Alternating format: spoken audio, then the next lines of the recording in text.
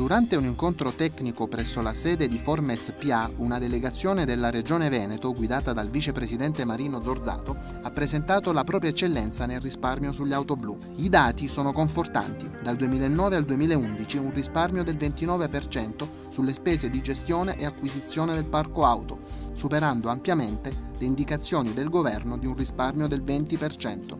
La buona pratica della giunta regionale ha visto la dismissione di vetture di grossa cilindrata e la riduzione del numero di personale adibito al servizio, reimpiegato poi in altre funzioni.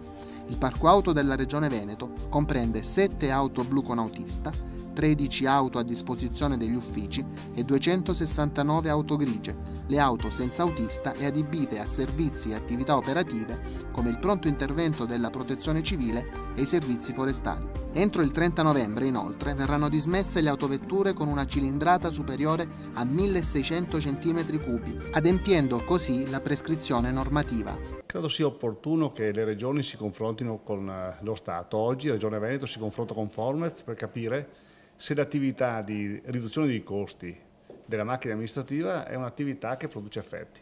Il direttore generale di Formez PA, Marco Villani, ha sottolineato che l'incontro con la Giunta regionale del Veneto è il primo di una serie di tavoli tecnici con gli enti virtuosi, al fine di condividere e diffondere le buone pratiche e i validi percorsi di risparmio. È stata la prima occasione per noi per confrontarci con un'amministrazione che noi monitoriamo, per vedere la loro operatività e per ragionare in termini dialettici e prospettici per trasferire questo esempio anche nel resto del Paese. L'incontro è proseguito con la visita nel contact center di Linea Amica, durante la quale il vicepresidente Zorzato ha espresso il proprio apprezzamento per i servizi offerti al cittadino, auspicando una maggiore collaborazione con il Formez.